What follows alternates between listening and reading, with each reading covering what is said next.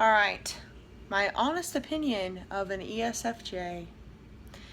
Now, I think that all types that have the same dominant function as you, but not the same secondary, might sort of feel this way, but what I feel about ESFJs is that although we may act the same, the reasons why we act that way couldn't be more different. So that's actually quite interesting. So before I start this video, I'm gonna make a disclaimer. Like I said in all of my other type what do I think about them videos, I'm an ENFJ, but I do not speak for all ENFJs. I'm just giving my honest opinion based off of the ESFJs that I know. Like, I do not condone stereotyping in any way, shape, or form. Just take with this what you will and think for yourself. Another disclaimer is that I'm extremely tired.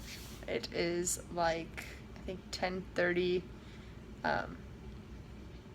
in the evening, and I just got done having dinner with all of my family on my mom's side. It's my uncle's 70th birthday, and so I ate a lot of food and I'm pretty tired.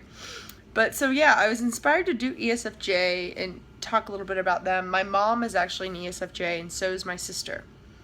I will link below. I've done a couple videos actually already with my sister about ENFJ and ESFJs and how they interact.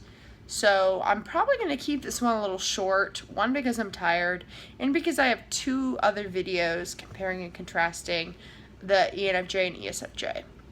But my honest opinion of them is that I think they work way harder than they get credit for.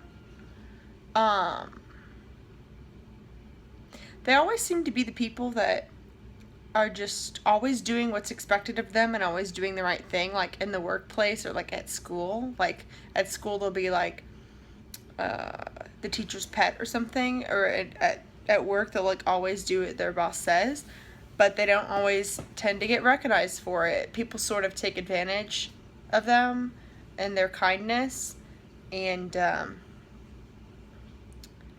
kind of not fair. I also think that ESFJs are a lot tougher than you might think, and they're a lot more judgmental, and they can be very picky about people and things that they like. We tend to interact fine, but honestly, what about ESFJs, what I would say is that I cannot stand introverted sensing, like SI. Whenever people are being nitpicky about things or talking about something unimportant, like, I literally can't with them. Like, I cannot deal with introverted sensing. It is ridiculous to me. Like, my mom, who's an ESFJ, like, she'll be like, oh my god, you have, like, hair on the floor. Like, I can't believe you didn't notice. And, like, I literally didn't notice. There's a lot of things like that. I'll also link my video below that is my introverted sensing, how I deal with introverted sensing. Sorry, this almost shut off. I'm gonna plug this in actually because it looks like it's about to die. Alright, not the best angle, but we're gonna work with it. So yeah, I'll also link my video that I did about introverted sensing and how I deal with that. But so what I always say about like ESFJs is that depending on how they were raised is going to matter a great deal about what I think about them and how we interact, because they don't really tend to change. They're very impressionable, and whatever ideology they were raised with is probably going to be the ideology that they have. they can be progressive if they were raised to be progressive. But they aren't naturally progressive in the way that an ENFJ would be. And so that's really where it comes down to, is they're very traditional, they're very impressionable, and what are their values? What are their social norms? What do they believe the world should be? What do they think that harmony looks like? If the way that they think that harmony looks like is not the way that I think, then there's going to be problems. And especially, we probably aren't going to agree to disagree, because ESFJs are so rigid that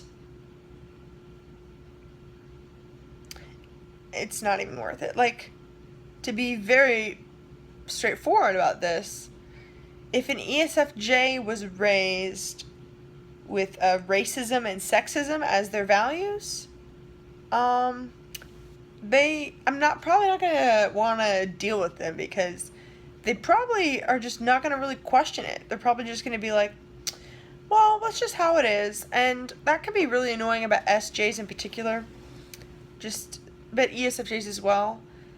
They tend to just be like, that's just how it is, I guess, and like use that like as an excuse, where NJs are like, no, it doesn't have to be that way, and stuff like that. But like,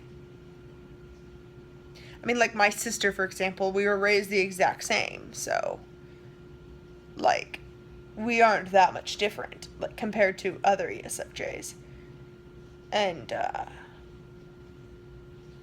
even if we have the same ideology and think the same way and have the same social norms or whatever, though, my sister, as an ESFJ, she isn't going to be super interested in researching things and thinking just for the sake of thinking.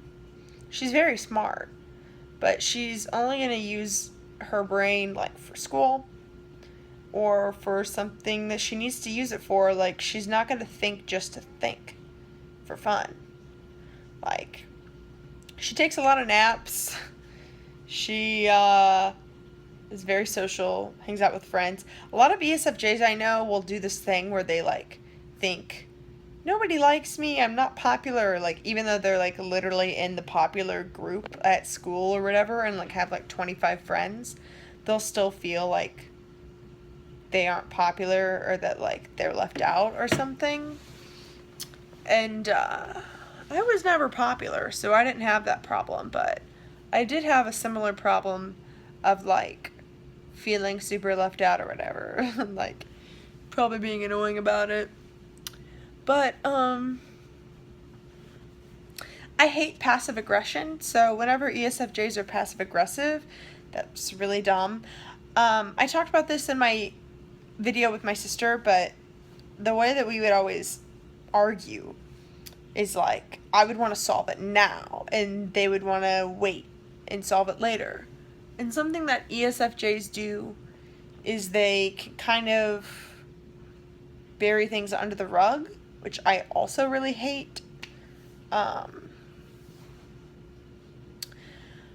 in general, ESFJs give me no reason to dislike them, because we can communicate really well.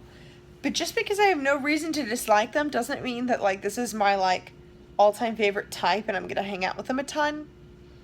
Because, like I said, like, they don't really like to think for the sake of thinking, or, like, for fun, and that's what I do all day. So, like, my best friend, who's an ENFP, will be talking about Myers-Briggs, and my sister sometimes likes to talk about it. Like, she types her friends and stuff, but, like, my friend Crystal and I, the ENFP, like, we'll be talking about, like, a theory, or, like, about Myers-Briggs, or about something, and my sister will, like, listen and be like, you guys are weird. I think that's just something that ESFJs say a lot. They'll be like, you guys are weird, or, like, you're being weird, or something. It's like, really? Well, what is weird? Okay? Like, why do you have to say? And also, they always are sort of like, that's rude, or, like, that's gross, or, like, they always are sort of, like, telling you, like, what you're supposed to do, or something. And I know I use FE too, but it just seems so different from them. Like, okay, like, this is gross or, like, weird or whatever, but, like, I'm Italian, I have, like, dark hair or whatever, and there's, like, this one hair, I don't know if it's there or there, I can't remember, that, grows, like, a little whisker or whatever, and I, like, never really notice it, and it's, like, I pluck it sometimes or whatever, but it's just, like, one hair that grows. Every time I see my mom, the ESFJ, she's like, oh, let me get it, oh, I noticed, and, like, trying to, like, get it off, and this is so annoying, so obnoxious on my part, but I'll respond like, it's my face, just let it be. Why are you telling my face the way it's supposed to be? Just because society says it's not supposed to be there doesn't mean that, and okay, like, I'm not that weird, like, I'm gonna pluck it eventually, but I really just wanted her to go away. But I just noticed that that's the way they view things. It's like, because you're supposed to, therefore I do it. And there isn't really much thought other than that. So, like, I really just can get overwhelmed with that view sometimes. Also, like, they really take their stress out on others, like, by accident. And also, like, okay, here's a story. My grandma is an ESFJ. She's also a type 2 in the Enneagram, like me. It's interesting. My mom is a type 6, and my sister's a type 1. So they're different, and also even from my grandma, even though they all act pretty similar. They're all ESFJs. They're all different because of the Enneagram. I relate to my grandma because of the type 2-ness. But, oh my goodness. This one time, though, like, I got this, like, French vanilla latte powder thing that, like, you put in milk and then make a latte and mix it up or whatever. And she was like, oh, no, I have a Keurig. You'll like this better. Let me make it for you sometime. And I'm like, oh, thanks, Grandma. Like, oh, that sounds cool or whatever. I can't remember what I said. But, like, I was already drinking my latte or whatever. And, like, 3 hours later, she, like, surprises me with this latte that she made from the Keurig. She's, like, smiling at me, like, waiting for me to, like, smile, or waiting for me to be like, oh, thank you, Grandma, or, like, whatever, but, like, she surprised me, and in my mind, I'm like, well, God damn it, so she's, like, looking at me expectantly, like, for a reaction, and I'm like, sorry, like, I already had one, and she's like, just try it. And I try it, and I'm like, yum. And then she's, like, still looking at me, and I'm like, I'm sorry, I just don't really like the taste of sweet things that much. I only was really craving it once, and I didn't really want it another time. And she's like, but do you like it? Do you like it better than the other one? And I was like, honestly, I think I like the other one better, but I'm sorry. And I felt like I had to answer in a certain way or whatever to, like, please her. And I think that ESFJs sort of do that, where they have this, like, expectation of, like, what's going to make you happy, and don't necessarily understand how people are different and stuff like that. But honestly, ESFJs are very sweet. They can't always keep up with what I'm talking about or how I feel, but at the end of the day, they get way too much shit, like, on the internet in general. Like, these guys just want to love you, like, they just want to make you feel good. Like, could you give them a break? And, like, have you ever noticed how nobody's ever helping them out? And, like, nobody's ever appreciating them for doing what's expected? And they might have trouble sort of being themselves and shining a light and, like, going after what they desire, but they're always encouraging everyone else to go after what they desire. Like, I have a lot of empathy for them, mostly because I feel like I understand why they are the way they are. But, like, I think everyone should just be kinder to the ESFJs in their life, because they put so much pressure on themselves. Like, there's so much going on down there behind that smile, and they don't they don't do it because they expect something in return necessarily. They do it because it's the right thing to do, and it's stressful whenever nobody else believes that it's also the right thing to do something for them. And they feel like friend groups would just dissolve if it wasn't for me. Like, traditions would just dissolve if it wasn't for me.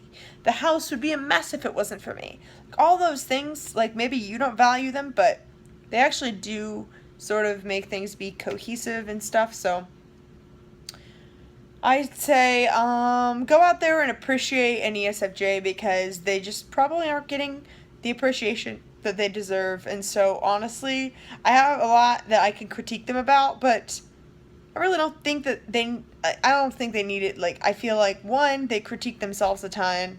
Every single Myers-Briggs description makes them seem like really dumb and like pushovers, and that's not necessarily true. So I don't even want to add, I think I'm done talking. I don't even want to add to any of the noise out there. I just want ESFJs to love themselves and believe in themselves and feel free, like, that they could be themselves and not have to just do things to please others. Like, I want them to not give so much to others unless that person is willing to also give to them. And don't give away your awesomeness for free as much. I have a very similar problem.